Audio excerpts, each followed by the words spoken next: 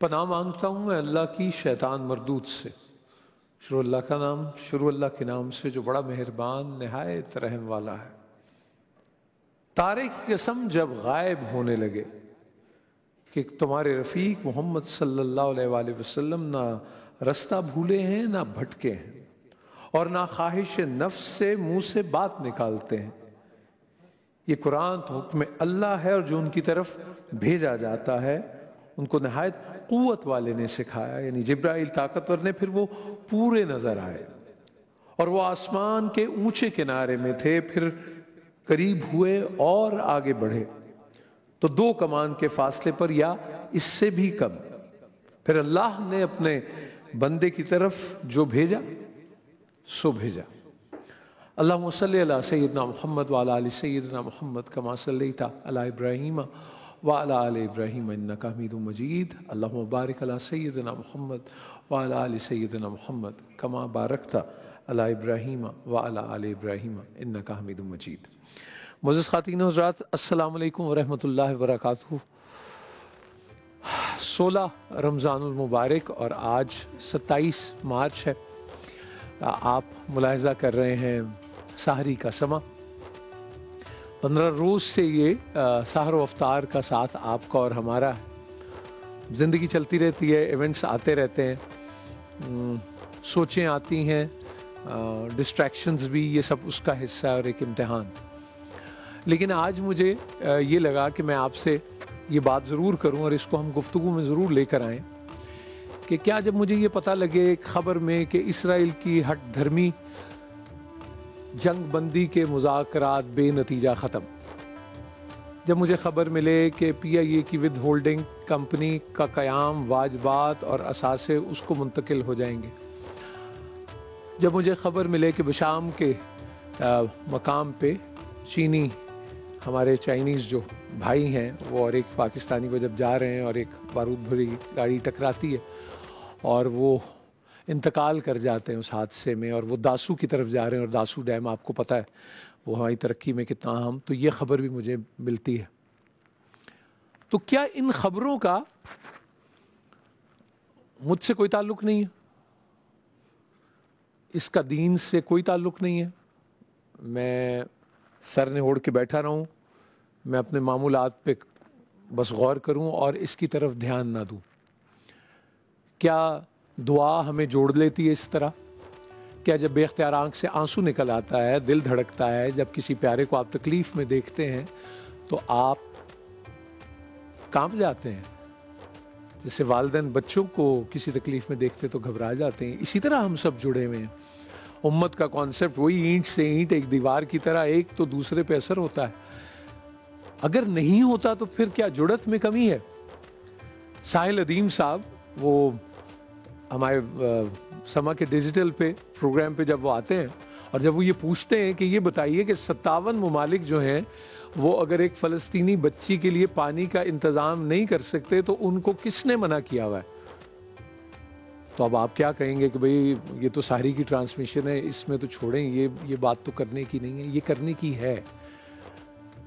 ہمارے ہاں میں دین ایک مکمل ضابطہ حیات ہے۔ میں اگر کسی چیز میں غلطی کروں تو اس کو میں جسٹیفائی نہیں کروں گا، میں غلطی کو مانوں گا۔ یہ احساس ہی ہمیں جوڑے رکھتا ہے اور احساس ہی ہمیں زندہ رکھتا ہے۔ اگر احساس نہیں ہے تو کچھ نہیں ہے اور زندگی بھی نہیں ہے، پھر چلتی پھرتی لاشوں کا سا، سانس لیتی لاشوں کا سلسلہ ہے۔ بچوں نے حیران کر دیا ہماری جنریشن نے، چھوٹے چھوٹے بائیکاٹ کر کے والدین کو کہا نہیں یہ نہیں لینا، آپ نے یہ نہیں لینا، یہ اکانومی کا ہمیں پتہ ہے، یہ سارا they did wonders۔ اور وہ بھی سوچتے ہیں کیا کر سکتے ہیں، اتنا بارڈر ہے، اتنی دور بیٹھے ہیں ہمارے، اتنے بڑے بڑے لوگ کچھ نہیں کر سکتے، ہم کیا کر سکتے ہیں؟ ہم کیا کر سکتے ہیں؟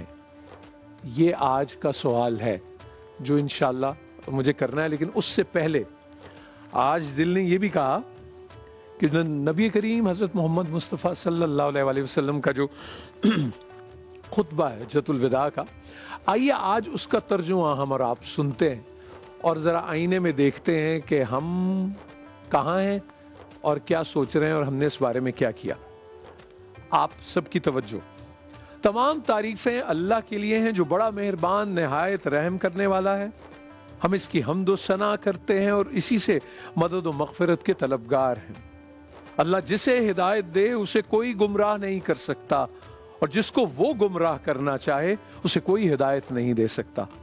میں گواہی دیتا ہوں کہ میں محمد صلی اللہ علیہ وآلہ وسلم اللہ کا بندہ اور رسول ہوں۔ اللہ کے بندو، میں تمہیں اللہ سے ڈرنے کی وصیت کرتا ہوں۔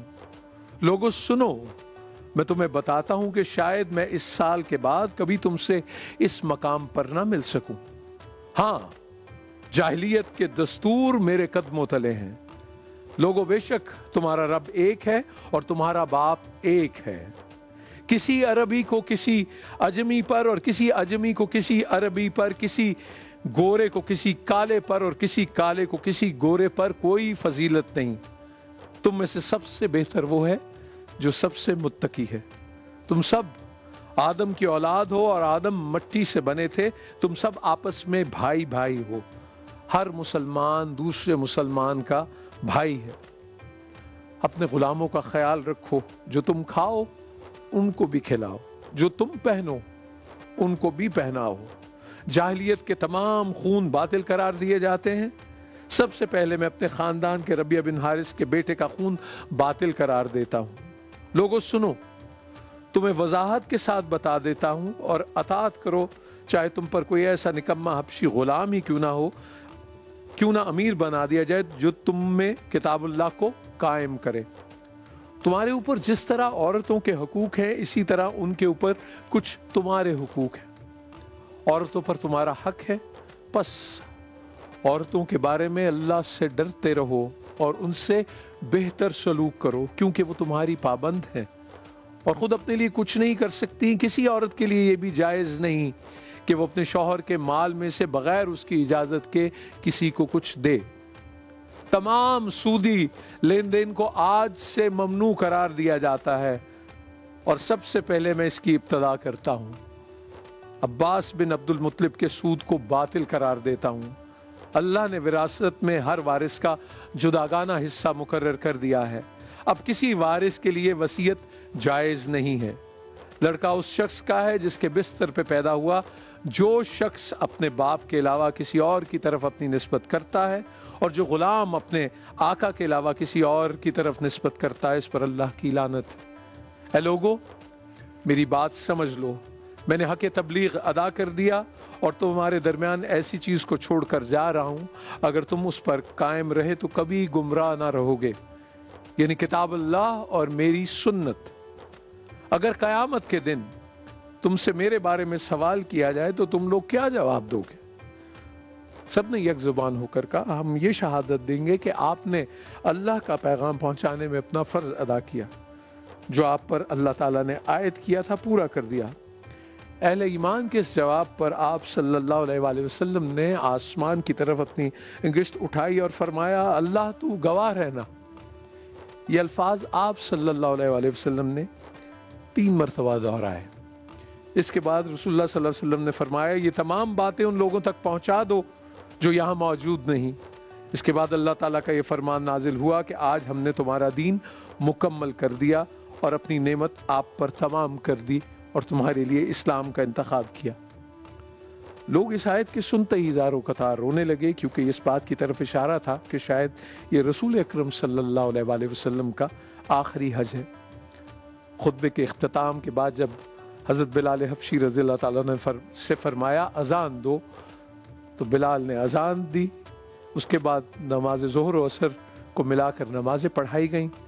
پھر آپ صلی اللہ علیہ وآلہ وسلم نے نہایت ہی عاجزی اور انکساری کے ساتھ دعا فرمائی، جو غروب آفتاب تک جاری رہی۔ اب ہو سکتا ہے میرے جیسے آپ میں سے بھی کوئی ہوں جو اس کو ریوائز نہ کر پاتے ہوں، تو کوئی ایک ریمائنڈر ہو گیا۔ ہمارے بڑے بزرگ کہتے ہیں کہ جیسے گھر میں آپ کیلیگرافیز آویزہ کرتے ہیں خیر و برکت کے لیے، وہ بڑا اچھا اس کا ایک روحانی تاثر ہوتا ہے، وہ پیغام آپ دیکھتے بھی رہتے ہیں۔ بہت ہی اچھا ہو کہ انسانی حقوق کا یہ چارٹر بھی کسی طرح فریم کر کے گھر میں لگا دیا جائے تو آپ اس کو دیکھتے رہیں، لیکن اس میں ایک مشکل ہے، وہ یہ کہ آپ کو ریمائنڈ کراتے رہیں گے اور آپ اپنے آپ کو چیک کرتے رہیں گے، پھر یہ مسئلہ پیدا ہو جائے گا۔ لیکن یہ بات بھی طے ہے معزز خواتین و حضرات کہ ال گاٹن منی، رزق حرام کو کما کر، لوگوں کا خون چوس کر اور کسی کے جائیداد پر قبضہ کر کے، یتیم کا مال غصب کر کے، ظلم ڈھا کر آپ گھر بنانے کے بعد اگر اس پر ھذا من فضل ربی لکھوائیں گے تو یہ بھی اللہ کو آپ کو اس کا بہت جواب دینا پڑے گا، کیونکہ وہ ہم سب کے حال سے، ہمارے مال سے، ہمارے احوال سے واقف ہے اور وہی سمیع و علیم ہے۔ ایک وقفے کے بعد آپ کی خدمت میں حاضر ہوتے ہیں۔ السلام علیکم ورحمۃ اللہ وبرکاتہ۔